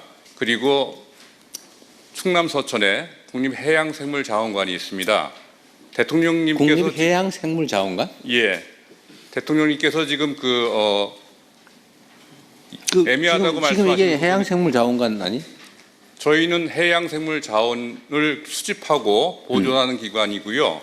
대통령님께서 그 며칠 전에 보고받으신 기관은 낙동강 생물자원관은 담수, 그다음에 목포에 있는 호남권 생물자원관은 섬 지역에 있는 생물자원을 수집, 보존하는 기관으로 저희는 알고 있고요. 여기는? 저희는 이제 주로 해양 자원입니다. 그러니까 어류는 또 국립수산과학원에서 관리하고 있고 저희는 해양 동물 중에 또 척추동물, 어류 아닌가? 어류는 또 국립해양수산과학원이 있습니다. 헷갈려. 그래서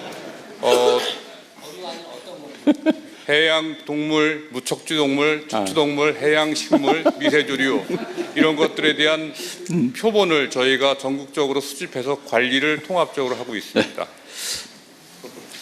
나한테 중복되지 않는다. 분업이라고 생각해 주시면 어떨까 싶습니다. 네. 분업, 나눠서 하는 거다.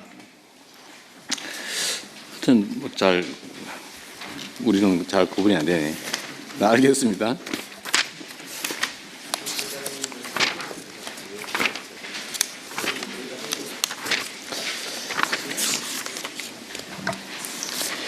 해양조사협회.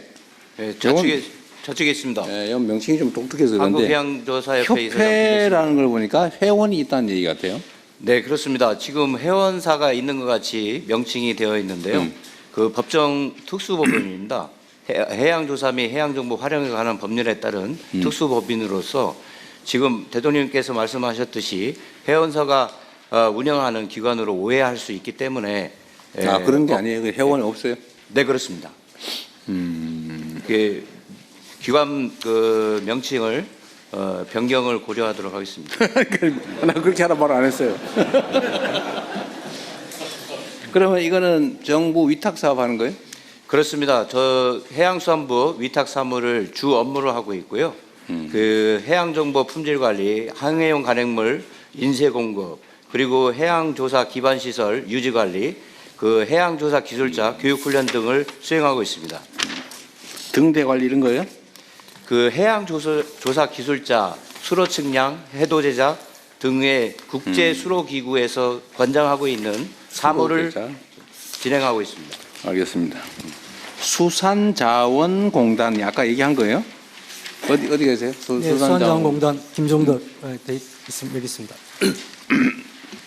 아까 했던 얘기 한 번만 더 이해하기 쉽게 정리 한번 해줘보세요. 해양생물자원관, 아까 낙동강 무슨 그거하고 목포에 있는 뭐하고 이렇게 구분하면 다시 한번 여쭤보세요. 제가 구분을 아니 본인의 기관 업무인데. 저희는 그 수산자원공단은 우리 바닷속에 있는 수산자원을 지속 가능하게 유지될 수 있도록 산란장과 또 생태 환경을 관리하는 그 관련되는 사업을 하고 있는 기관입니다. 바다 생물의 수산생물에 대한 그러면 동물, 식물? 동식물 다 하고 있습니다. 동식물 다. 수산자원 개발 관리 뭐 이런 거요? 네, 그렇습니다. 생태계복원. 여기도 역시 국가 예산 100% 사업인가요? 기관인가요? 네, 국고보조 사업과 국고위탁 사업을 중심으로 진행되고 있고 일부 사업? 지방 정부로부터 대행 사업을 하고 있습니다. 지방 정부 대행 사업도 있고. 자, 어촌어항공단은 어촌어항 개발 관리하는 곳이겠네요. 예, 알겠습니다. 여기는 예산이 주로는 재원이 어디서 와요? 저희가 정부하고 지자체로부터 위탁을 받아서요. 정부 지자체. 100% 그 위탁 수수료에 의해서 운영을 하고 있습니다. 그럼 연간 사업 수행 내용이 매우 고정적이겠네요. 안정적이겠네요. 예, 그렇습니다. 해양진흥공사 사장 안병일입니다.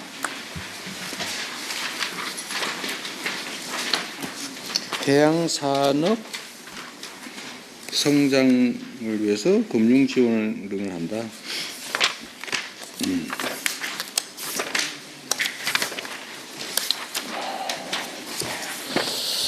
해양수산연수원 이거 연수원 원장입니다. 연수원은 연수원이에요? 예, 주로 하는 일은 세 가지인데 첫 번째는 그 선원에 대한 교육 훈련, 두 번째는 국가 자격 검정, 세 번째는 신규 해기사 양성까지 세 가지 업무를 하고 있습니다. 연수원이라고 하는 게 해기사 양성 기능 때문에 이름을 붙였나요? 예, 교육 훈련 양성. 부산 항만공사는 뭔 말인지 이해하겠고, 항만공사가 꽤 여러 개 있는 것 같아요, 그죠? 4개, 인천, 여수, 광양,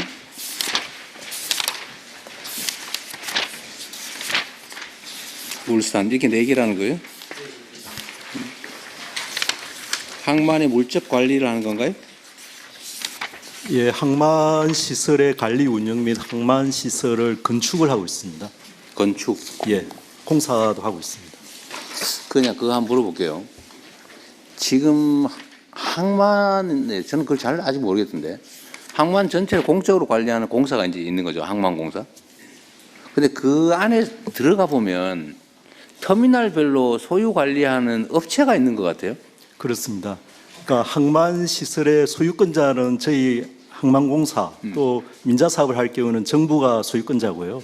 그 소유권을 받아서 예를 들면 30년이면 30년 전속해서 장비도 일부 투자하고 해가지고 운영을 하는 데가 운영사입니다. 터미널 운영사가 되겠습니다. 대부분의 항만이 그렇게 돼 있어요? 예, 저희 부산신항 포함해가지고 대부분이 그런 구조로 돼 있습니다. 소유는 형식적으로 항만공사 소유인데 그렇습니다.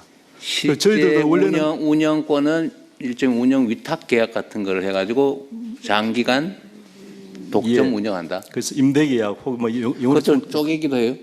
아니면 일괄적으로? 그러니까 그게 이제 부산항이 제일 문제가 이제 운영사가 많다는 건데요. 그게 이제 원래 이제 정부가 재정이 그때 항만 시설 건설하는 게 긴급했는데 정부 재정이 모자라다 보니까 그 민투법에 의한 민자 사업을 하다 보니까 그렇게 운영사가 많아지는 그런 상황이 생겼습니다. 쪼개서 일종의 쪼개져 그냥 있습니다. 임대를 했다? 네, 그렇게 볼 수 있습니다. 지금 새로 신항 만드는 데는 그렇게 안 하겠다고 하는 결의를 하고 있는 거예요? 그렇습니다. 진해신항은 9개 선석을 한 운영사가 하게 있고요. 더 이상 운영사를 늘리지 않겠다. 몰아주자. 네, 그렇게 진할 계획입니다. 네. 알겠습니다. 근데 이 항만에는 항만 노동자 조합이 4개 다 있죠. 예, 항운 노조가 있습니다. 예. 항운 노조는 대한민국 단일 노조예요? 단일 노조예요? 아니면 지역 노조예요? 그렇습니다. 항운 노조가 전국에 항운 노조가 있고요. 그 항운 노조 아래에 부산항 같은 경우 부산 항운 노조가 있는데 한 10,000명 정도 됩니다. 그래서 원래 옛날부터 전통적으로 항운 노조는 클로즈드 샵이라 해가지고요.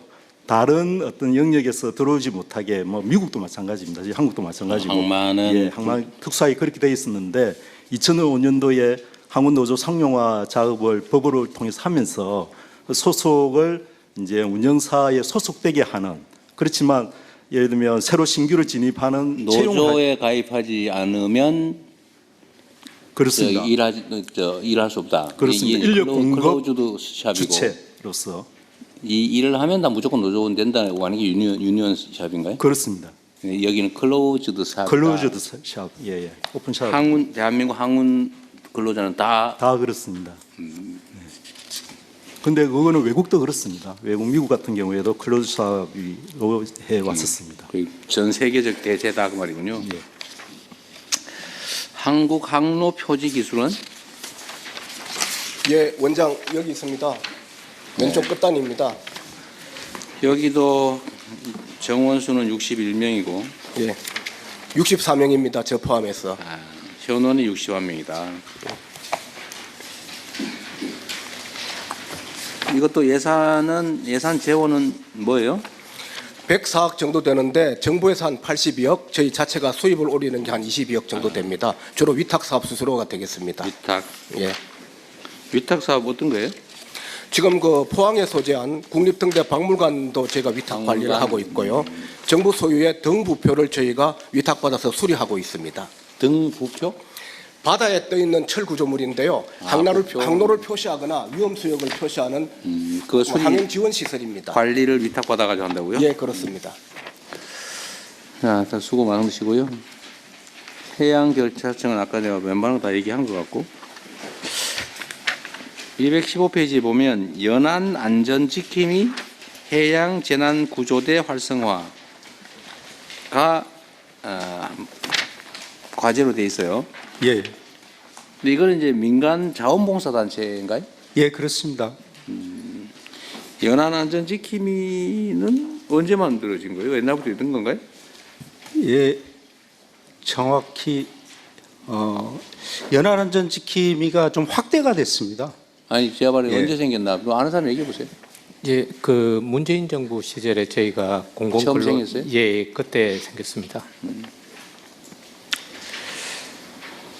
근데 이 전국적으로 몇 명이나 돼요? 194명이 있습니다. 많지 않네요. 예. 저희가 파출소가 97개인데요. 파출소당 2명 정도. 예. 해양 재난 구조대는요? 해양 구조대는 인원이 한 12,000명 정도 됩니다. 재난 구조대 예, 자원봉사 단체로. 예, 자원봉사. 이것도 해양 경찰서 단위로 예, 구축돼 있어요? 22개 지구대가 있고요. 경찰서 단위로 예, 조직이 돼 있습니다. 해경도 지구대가 있어요? 예, 파출소가 있습니다. 해경 파출소? 예, 예.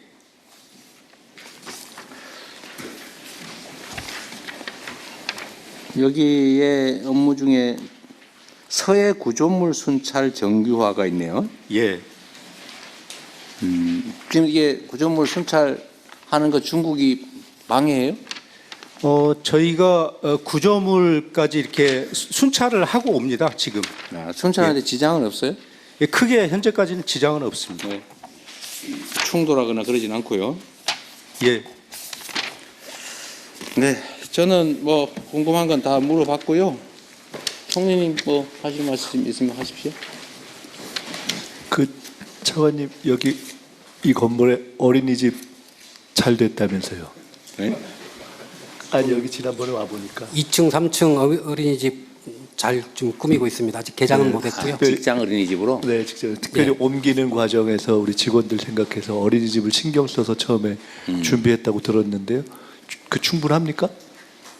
예, 우선은 충분한 것 같습니다. 예, 그 어린이집 문제도 그렇고 그다음에 이게 세종하고 서울에 있다가 또 이게 부산으로 와서 혹시 여러 가지 뭐 교통, 소통, 업무하는 데 있어서 생각지 못했던 그런 업무 방식의 효율성 문제가 있을 수도 있을 것 같으니까 하여간 초기에 옮긴 취지를 잘 살려서 안착할 수 있도록 꼼꼼하게 챙겨주셨으면 좋겠습니다.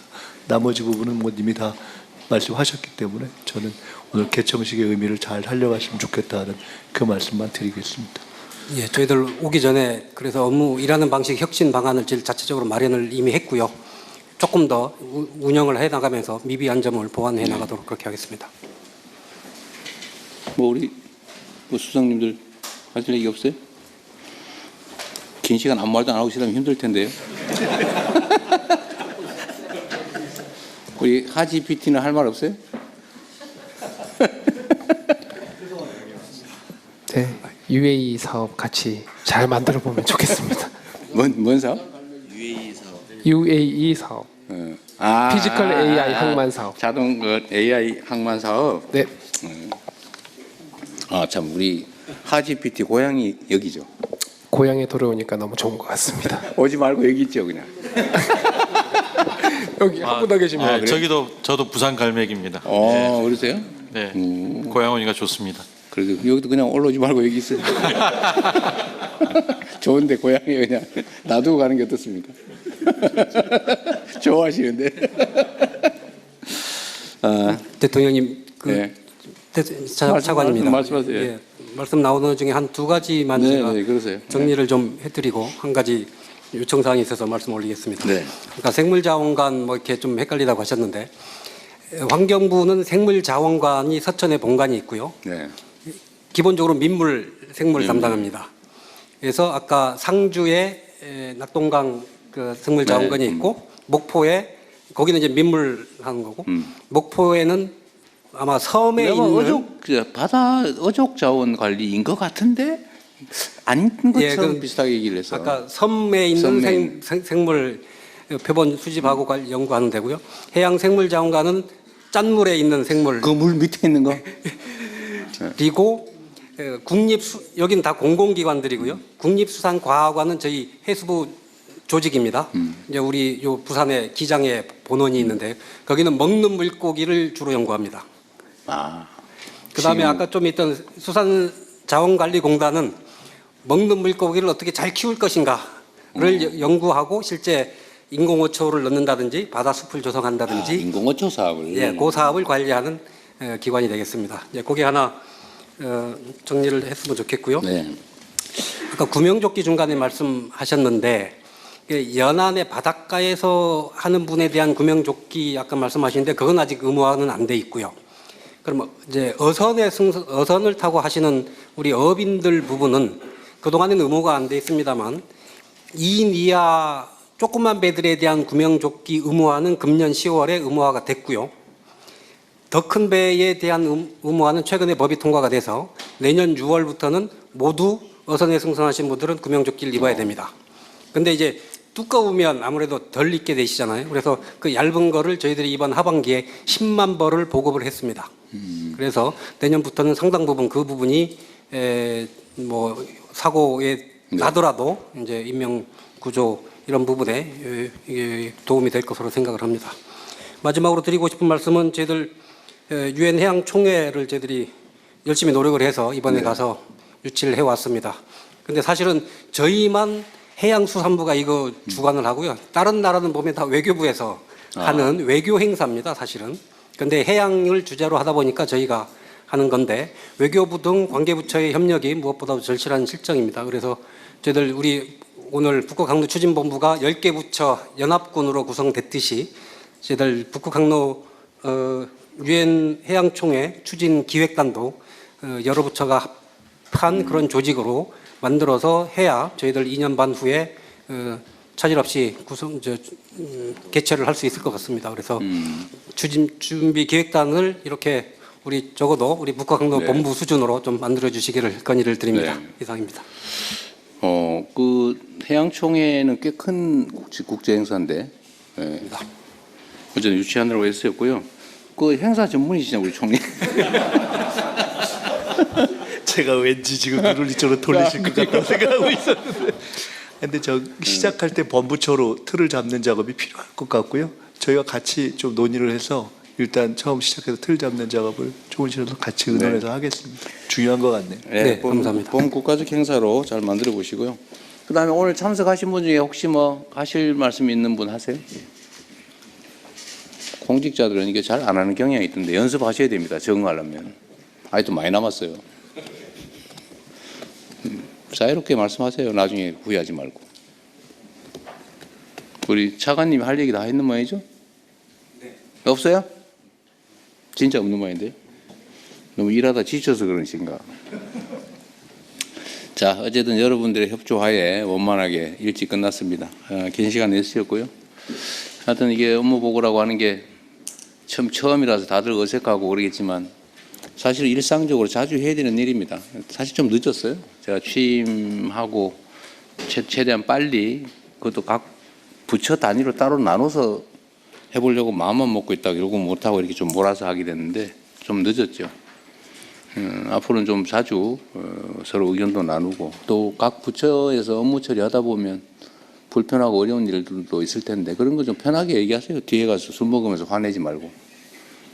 그냥 이것도 다 우리가 공무로 우리 국민과 국가를 위해서 하는 일 아닙니까? 잘해야죠, 기왕이면. 또 우리가 어떻게 하냐에 따라서 이 사회가 흥할 수도 망할 수도 있는 건데 자부심과 책임감 가지고 열심히 하시기 바랍니다. 어쨌든 해수부 마지막 우리 부처 보고였는데 준비도 잘하시고 어쨌든 내가 취임한 이후에 6개월 동안 이사하는 문제까지 포함해서 애 많이 쓰였습니다. 수고하셨습니다. 고맙습니다.